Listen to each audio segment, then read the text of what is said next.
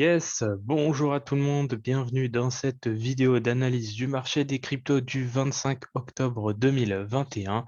Avant toute chose, avant de commencer cette vidéo, si tu n'es pas abonné à la chaîne, n'hésite pas à t'abonner, à nous mettre un commentaire, un like pour le référencement et à me dire dans les commentaires si tu as des tokens ou des actualités que tu aimerais que j'analyse dans les prochaines vidéos. Alors, au niveau du coin screener d'aujourd'hui, bon, on a un Bitcoin qui se reprend, hein, qui a fait un petit arrêt au stand à 60 500. On est de retour à 62 000, 62 500, 63 000 à peu près. On a un Ethereum qui repart aussi, qui s'était arrêté aux alentours de 4 000, qui revient à 4 100, 4 150. Puis on a des petites performances assez sympathiques. On a le Dogecoin qui performe à peu près à 8%. On a également ici Phantom, bon, toujours Phantom, qui continue de pousser également bien tranquillement son 7 à 8%, même peut-être 10% tous les jours. Elrond également aux alentours de 8%. On a The Graph, JRT qui est aux alentours de 13% également. Harmony à... Non, c'est Torchain, pardon. Torchain à 13%, Harmony à peu près 7%. Donc on voit qu'il y a quand même des bonnes petites performances au niveau des alts, hein. Ils sont clairement pas à mettre au second plan. Puis on a un Bitcoin qui se reprend un petit peu, on va le voir, enfin qui se reprend, qui continue tout simplement sa hausse. On va le voir après sur l'analyse graphique.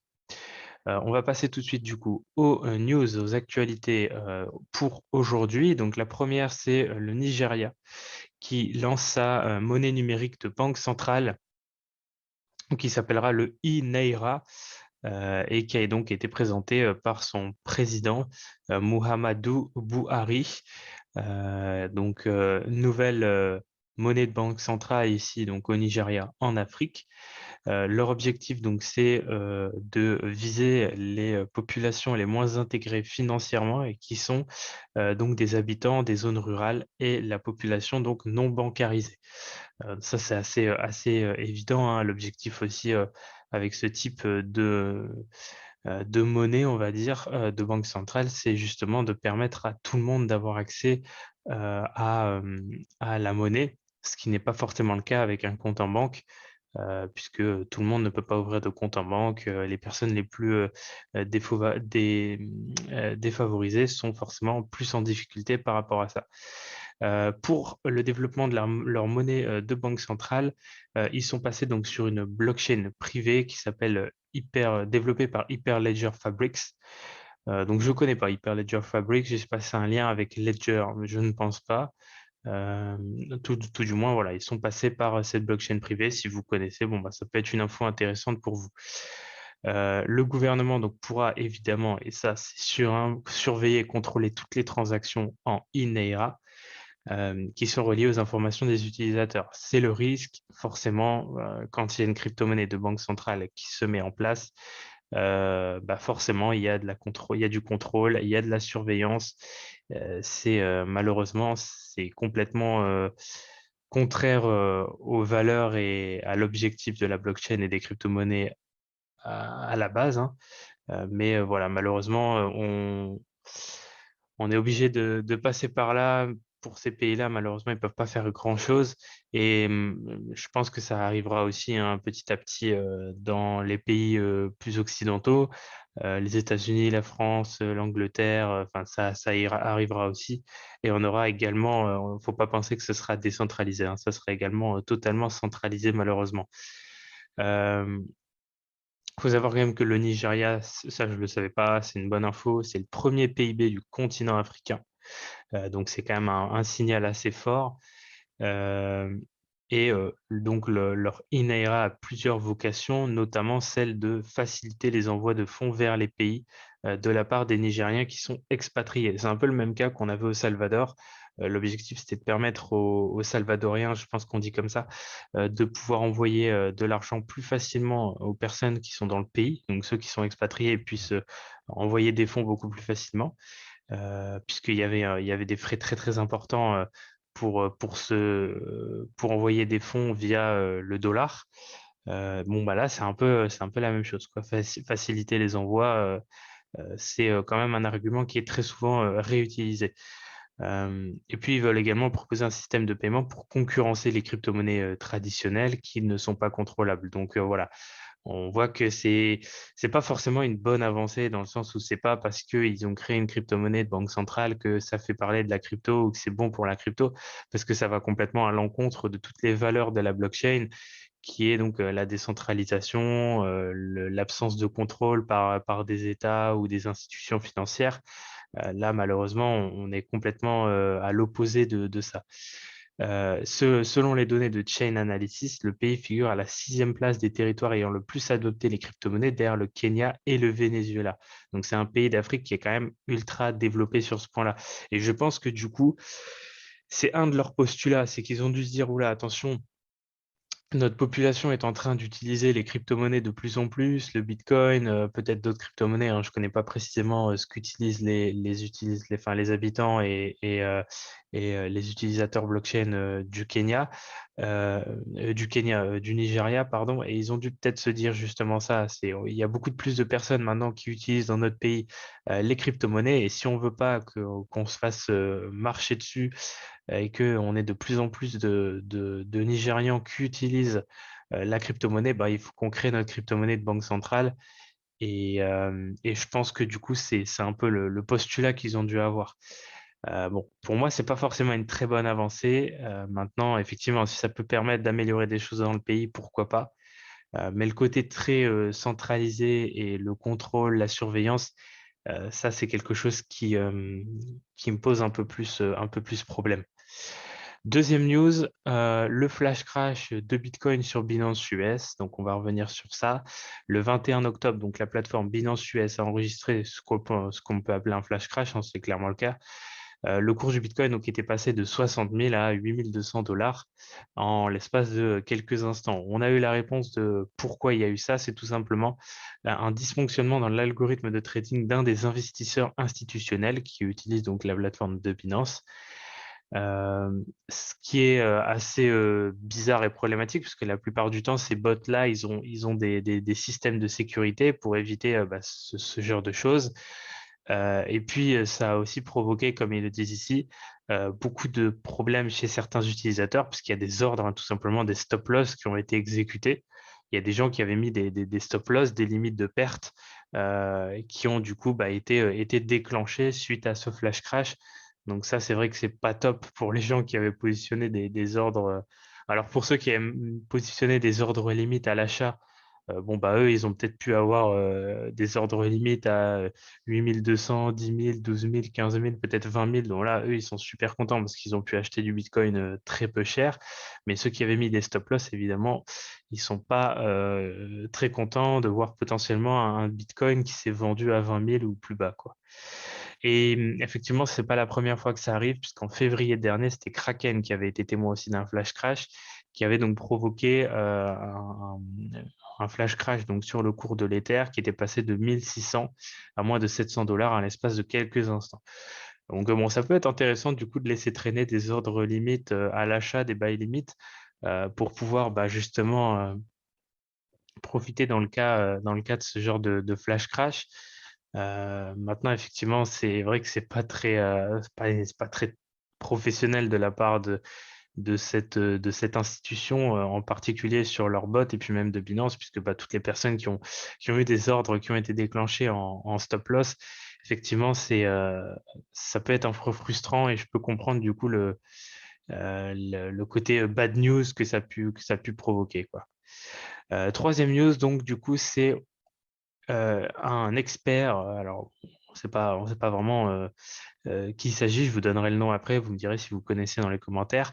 Un expert qui dit que tout simplement, la plupart des projets NFT s'effondreront lorsque Bitcoin atteindra les 100 000 $.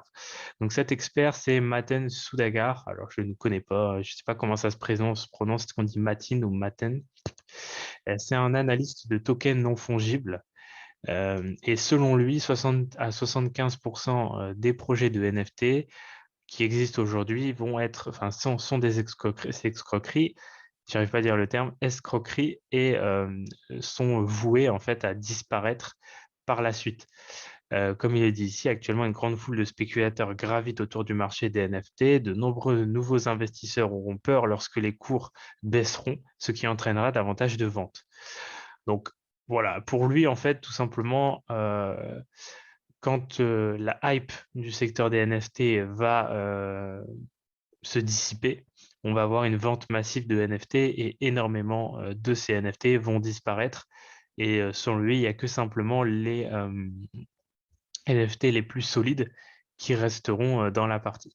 Comme il le dit, de nombreux projets NFT ont suivi le même sentiment que les altcoins, c'est-à-dire en chutant fortement chaque fois que le cours de Bitcoin est en hausse, car l'argent se déplace dans les cryptos, enfin, se part des altcoins pour aller vers le BTC. Donc, bon, est-ce que effectivement on devrait suivre son point de vue? Bon, on n'en sait rien, puisqu'on sait que ces cycles-là peuvent être amenés à changer, hein, puisqu'on a toujours connu ce cycle de Bitcoin qui part, les altcoins qui corrigent et donc potentiellement du coup les NFT aussi, qui sont un peu plus vendus, etc. Mais est-ce qu'on va pas avoir des changements par rapport à ça, du fait de nouvelles entrées d'institutionnels? Est-ce que justement le marché des NFT va pas un peu se décorréler du marché, enfin de l'ensemble du marché crypto? Je pense aussi comme lui qu'il y a beaucoup de projets NFT qui vont mourir parce que bon, il y a des trucs quand on voit que sur Solana il y a des chaussettes qui se vendent je sais pas combien de sols, bon ça fait un peu peur quoi et on peut se dire que ça effectivement ça n'aura plus énormément de valeur dans un futur plus ou moins proche, mais effectivement il y a des gros projets NFT qui je pense resteront bien ancrés dans l'écosystème et ne subiront pas forcément de grosses pertes suite à une forte hausse ou une forte correction du Bitcoin. Au niveau de l'analyse technique, alors bon, ce qui se passe, comme on l'avait dit, on avait été chercher donc ce plus haut ici, donc le plus haut des 60 000. Correction suite à la prise de liquidité, ça on en avait parlé, et on avait dit donc deux possibilités.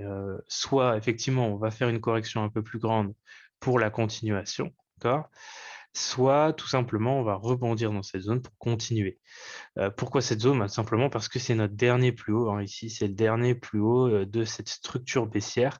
C'est de là qu'était vraiment partie la grosse baisse de panique qu'on avait eue avec la liquidation sur tous les, enfin, sur les futurs et voilà les cascades de liquidation. Donc effectivement, ce point haut est à prendre en compte. Il est situé entre les 57 500 et les 59 500. Qu'est-ce qui se passe là aujourd'hui actuellement? Bitcoin vient de nous faire une potentielle une belle petite réaction quand même sur cette zone, donc une sorte de petit double bottom ici, semble vouloir du coup se reprendre, repartir à la hausse. On pourrait, attention, pourquoi pas avoir ici une épaule tête-épaule, attention, hein, on pourrait tout à fait avoir une épaule tête-épaule qui pourrait se mettre en place ici avec l'épaule qui monterait un petit peu plus haut ici. Donc attention à ce scénario-là. Maintenant, il y a deux possibilités par rapport à ça. En tout cas, moi, je vois deux scénarios. Le premier, c'est si on casse pas ce plus haut, qu'on revient, on fait une nouvelle impulsion, bah, ça peut tout simplement être la correction. D'accord? On va avoir une correction comme ça. Tant qu'on casse pas ce plus haut, si on casse le plus haut, ce sera de la continuation. Et in fine, on ira rechercher notre zone ici, un 1,27.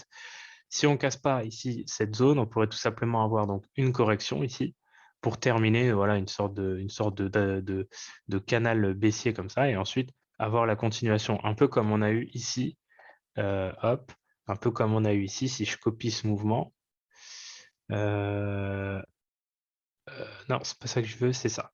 Si je copie ce mouvement ici, tac, hop. Si je copie ce mouvement ici, on va le réduire un petit peu évidemment, hop, voilà. Si je copie le mouvement et qu'on le replace de cette manière-là, on pourrait avoir quelque chose comme ça. Donc là, on aurait notre première impulsion, on aura notre correction pour revenir jusque ici ou un peu plus haut, tant qu'on casse pas ce plus haut. Ensuite, un nouveau plus bas pour ensuite terminer et faire une vraie correction en trois vagues, quoi, quelque chose d'un peu plus consistant. Et dans ces cas-là, effectivement, ça pourrait être intéressant parce qu'on aurait donc notre petite correction ici en daily, hein, on verra un truc un peu comme ça. on aurait notre correction et ensuite on pourrait aller chercher de nouveaux plus hauts. Donc ça, c'est le premier scénario. Le deuxième scénario, c'est qu'effectivement, on ait une réaction ici dans cette zone et que le marché tout simplement reparte à la hausse, casse ce plus haut, puis revienne retravailler ici les 1,27 aux alentours de 75 000 dollars. Donc ça, c'est nos deux scénarios sur Bitcoin. Il va falloir du coup suivre quel scénario va pouvoir se mettre en place.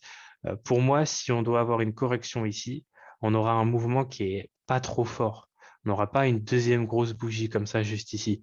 Si on a une grosse bougie qui se met en place juste derrière celle-ci et qu'on voit que voilà, on a en 4 heures euh, quelque chose comme ça, une grosse bougie qui se met en place ici, effectivement, là, on pourrait se dire, OK, on va venir casser le plus haut. Par contre, si on a un prix qui fait plutôt quelque chose comme ça, qui corrige légèrement, là, ça peut être justement donc, notre correction ABC qui se met en place. Donc, effectivement, c'est plutôt ce qu'on va rechercher ici. Euh, voilà, ce serait en tout cas très sain d'avoir une correction de ce mouvement, de cette impulsion. Ce serait très sain d'avoir au minimum une correction un peu plus importante, pas forcément comme celle-là, mais à peu près comme celle-ci, en termes de taille, pour vraiment avoir une belle correction de ce mouvement et pouvoir ensuite continuer à la hausse. Au niveau d'Ethereum, alors lui, il est venu, donc j'ai enlevé ça. Il est venu donc récupérer donc l'ATH ici, il a tapé l'ATH, on n'a pas réussi à le casser, on a eu une belle mèche de rejet. Et là, il est en train de venir retravailler à nouveau cet ATH. Euh, on a deux possibilités. Soit effectivement, bon, tant que ce plus bas n'est pas cassé, là, c'est pas un souci, hein, parce qu'on est bien entre ce plus bas et ce plus haut. Donc le prix peut tout à fait venir nous faire ça et venir breaker l'ATH. Maintenant, pour avoir comme sur Bitcoin une correction un peu plus grande, donc d'avoir quelque chose comme ça, un prix qui viendrait par exemple nous faire une plus grosse correction ici, pour ensuite avoir notre continuation. D'accord? Donc deux possibilités aussi. Soit on va corriger légèrement en dessous de l'ATH, soit on va directement venir le casser et avoir peut-être une correction un peu plus grosse derrière. Parce que là, on n'a pas encore cassé l'ATH sur Ethereum. Donc pareil, deux scénarios à suivre. De toute façon, il suivra Bitcoin. Si Bitcoin corrige, il risque d'avoir une petite correction aussi sur Ethereum avant de venir casser et de chercher les 1,27 aux alentours de 5 000 dollars à peu près. Hop, au niveau de la Bitcoin dominance, donc parfaitement, c'est vraiment parfait, hein, il n'y a rien à dire là-dessus. C'est exactement ce qu'on avait dit. On avait dit attention, EMA 200 ici, donc risque de réaction sur le EMA 200 et de se faire rejeter. C'est exactement ce qu'on a eu. Ensuite, on a dit si ça revient dans cette zone, bah, on sait qu'on a la zone plus la bande de Bollinger du middle, donc il y a une forte probabilité de réaction. Qu'est-ce qu'on est en train d'avoir? On est en train d'avoir un beau rejet sur la bande de Bollinger et une bougie plutôt haussière. Donc là, on a parfait, on a vu tous les mouvements. On avait dit cassure ici, retest ici, on va venir retravailler le MA et ensuite la bande de Bollinger. On a retravaillé le MA, on est revenu ici retravailler la bande de Bollinger. Maintenant, l'objectif, c'est de revenir à minima retravailler encore une fois cette EMA 200 et essayer de la casser pour revenir sur la bande de Bollinger supérieure donc, et en même temps la zone des 50% de dominance. Donc parfait au niveau de la dominance, on a du juste partout. Autre chose que je voulais vous montrer, c'était un petit peu l'évolution par rapport à certains tokens qu'on avait analysés. Donc le premier, c'était le One. Donc si vous vous rappelez bien, on avait tracé cette trendline, on avait dit ici que on est à peu près dans cette zone, on avait dit que tant qu'on reste au-dessus de la trendline et qu'on retravaille cette trendline sans la casser, en plus on avait la bande de Bollinger du middle et le MA200 juste en dessous, on pouvait chercher des setups d'achat, et ben voilà, c'est magnifique, il nous a donné une super belle impulsion, là il est pas loin des 1,61,8 aux alentours de 0,33, donc attention à cette zone qui pourrait faire réagir le prix, comme ici les 1,27 on fait réagir le prix ici avec la petite correction. Donc attention à cette zone, mais superbe performance sur le One. On a eu également le NIR qu'on avait analysé, on m'avait demandé de l'analyser. J'avais dit tant que voilà, on est dans cette zone, etc. Si on casse la zone ici plus la trendline baissière, on pourra avoir une belle accélération. On avait du coup cette target ici, puis cette target là. On voit qu'on a bien été chercher cette target, on est sur la deuxième target actuellement. Et puis après, on a le plus haut ici, le plus haut historique, et les 1,27 et 1,61,8 à aller chercher. Donc, pareil, très bonne analyse, très bons tokens à analyser. Et là, voilà, maintenant, l'objectif, ils sont là, quoi. On peut vraiment aller chercher de beaux objectifs sur ce token. En tout cas, bah, pour celui qui m'avait demandé cette analyse, j'espère que tu es en position et que tu as pu profiter de cette analyse. En plus, on a un superbe double bottom ici qui se met en place. Donc vraiment une très bonne analyse. Ensuite, on avait analysé, alors le fantôme, mais ça fait un petit moment maintenant qu'on l'avait analysé. On était à peu près dans cette zone. Donc on était ici, je ne sais pas si vous vous rappelez, j'avais dit on pourrait revenir. Alors je vais juste mettre la bande de Bollinger. Hop, j'avais dit on pourrait donc revenir, on était à peu près ici, j'avais dit on pourrait revenir donc soit retravailler la trendline plus cette zone pour ensuite une continuation, soit revenir dans cette zone ici pour revenir retravailler le MA avec donc les 0,5 et puis toute la zone qu'on avait ici hein, autour d'ici. Au final, le prix a suivi le premier scénario. On est venu retravailler cette zone. Boum, on a explosé la trendline baissière. On est venu retravailler l'ATH. On vient retester l'ATH juste ici et puis on repart à la hausse. Donc, on en avait parlé quand on était ici. Et puis là, maintenant, ça fait déjà un bon petit 120% que le prix nous a fait. En plus, avec une super lecture, puisque là, on a une belle réaction. Là, on vient bien réagir également dessus. Vous voyez, pile sur l'ATH. Donc, c'est vraiment très propre. L'ATH, c'est qui était aussi aux alentours des 0,5 de Fibonacci. Donc, non, franchement, très, très bonne analyse. Autre chose qu'on avait analysé, il est où? Il est là, Solana, si vous vous rappelez. On avait fait donc cette analyse. On était à peu près ici. J'avais dit on avait des beaux rejets ici. Si on casse la trendline par le haut, donc cette trendline ici, j'avais dit si on casse cette trendline par le haut, ça peut être très intéressant de chercher des achats. On avait la formation également d'un triangle de compression. On est venu casser par le haut. On est venu retester. On a fait une sorte de petit canal ici, puis on a recassé le canal par la hausse. Donc pareil, pour tous ceux qui se sont positionnés à la cassure, ça fait déjà du 60% sur Solana. C'était à peu près aux alentours de 120 à 140 dollars. Donc voilà, très intéressant pour cette analyse également. Voilà un petit peu pour ce qu'on a pu analyser. Ensuite, on m'a demandé d'analyser donc deux tokens qui sont AAVE et ADA. Je vais essayer d'aller assez vite parce que ça va faire une vidéo assez longue. Bon, pour AAVE, si on se met en weekly ici, on voit qu'il y a une zone qui fait beaucoup réagir le prix, c'est celle-ci. On voit qu'on a plein de mèches de rejet. Je pense que vous le voyez bien. Si on met notre bande de Bollinger, c'est pour ça que je dis on va aller très vite. Pour moi, actuellement, le souci enfin, on n'a pas vraiment un souci, c'est qu'on est dans cette impulsion haussière ici. Donc tout ça, c'est de la correction. Maintenant, le souci effectivement que j'ai, c'est qu'on est en dessous du middle de la bande de Bollinger et en dessous, ou en tout du moins, sur le MA 200. Donc le problème que j'ai, c'est que tant qu'on n'a pas réellement cassé cette double résistance et on n'est pas repassé au-dessus de cette zone également de résistance, c'est un petit peu compliqué pour moi de chercher de l'achat. J'aimerais bien qu'on aille vraiment casser cette trendline, passer au-dessus de cette zone de résistance, repasser également au-dessus de le MA200 et de la bande de Bollinger du milieu pour pouvoir justement ensuite après repartir à la hausse. Donc voilà un petit peu pour l'instant mon analyse. J'ai même peur que tout ça, ça soit correctif pour un nouveau plus bas. Et on reviendrait donc dans cet order block, ce POI pour ceux qui traitent la SMC. On pourrait revenir ici dans cet order block pour ensuite créer de nouveaux plus hauts, puisqu'il correspond aussi au dernier plus bas de cette structure. Voilà, donc un petit peu le scénario que je peux privilégier sur AAVE, pardon pour ça. Mais pour l'instant, effectivement, j'ai pas forcément de signaux d'achat là. Dans l'immédiat, j'aime pas vraiment cette structure et ça me donne pas forcément envie d'acheter ça. Ça me donne pas envie d'acheter, surtout quand on voit qu'on est en dessous de l'EMA200 et en dessous de la bande de Bollinger. Euh, Au niveau de ADA, alors Ada, lui, il est donc entre ce plus bas ici et ce plus haut. On a rejeté ici cette zone hein, où on a eu plusieurs réactions à plusieurs reprises ici. On l'a rejeté. On est en train donc de nous créer une sorte de petite consolidation ici en triangle. On a également rejeté ici donc les 0,5 de Fibonacci. Donc maintenant, il y a deux possibilités. Si on met également les bandes de Bollinger, on voit qu'on est juste au-dessus du middle de la bande de Bollinger et juste au-dessus de l'EMA 200.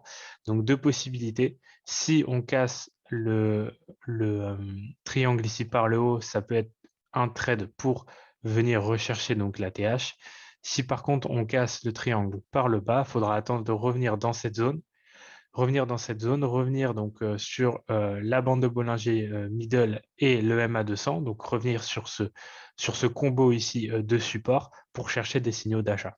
Donc soit effectivement on vient casser très fortement avec une belle bougie d'impulsion, parce que là on n'a que des mèches qui rejettent pour l'instant cette trendline baissière. Si on a une belle bougie d'impulsion qui vient casser cette trendline baissière, on peut totalement venir chercher des signaux d'achat, venir chercher des setups d'achat. Si par contre on vient casser ici par le bas, on revient sur cette triptyque de support. Là, effectivement, on pourra chercher des signaux d'achat à partir de là. Donc voilà un petit peu pour ADA, pour mon analyse sur cet actif. Et puis très rapidement, le crypto total. Je ne vais pas m'éterniser non plus parce qu'il n'y a rien de plus à dire. On est venu donc bien casser, comme on l'avait dit dans la dernière vidéo, on est venu casser ce plus haut, donc qui était la TH. Maintenant, on est tout simplement en train de générer potentiellement de nouveaux plus hauts. On voit qu'on bloque un petit peu sur cette zone. Voilà, on est à peu près ici et on voit que le prix continue de nous générer des plus hauts. De toute façon, c'est la même structure que Bitcoin. Quand vous voyez, c'est la même chose, le double bottom, etc. Donc là, pareil, même chose. Est-ce qu'on va avoir une correction un peu plus grande ou est-ce qu'on va venir breaker la TH et donc créer une continuation, donc faire des nouveaux plus hauts sur le crypto total. Et puis, celui des altcoins, donc le crypto total des altcoins, là, pareil, on est en train de bloquer sur la zone de l'ATH. On voit que c'est un peu plus compliqué de passer. On a toujours nos structures haussières. Vous voyez qu'ici, on est encore en train de potentiellement générer des plus hauts. Pareil, si on vient casser ce plus haut ici, c'est le bon signe et c'est bonne route. C'est un bon signe et c'est un bon indicateur pour continuer notre route vers un nouvel ATH. D'accord. Donc pareil, on surveille ça, mais pour l'instant, ça reste tout à fait bullish. Tant qu'effectivement, on ne casse pas ces plus bas ici, on peut complètement continuer de monter sans aucun souci. Donc c'est ce qu'il faut surveiller, ne pas venir casser ici ces plus bas. Voilà. J'en ai terminé pour cette analyse du coup sur le crypto total des altcoins. N'hésitez pas à vous abonner à la chaîne si ce n'est pas fait, à me donner votre avis dans les commentaires, vos recommandations de tokens que vous aimeriez que j'analyse dans les prochaines vidéos.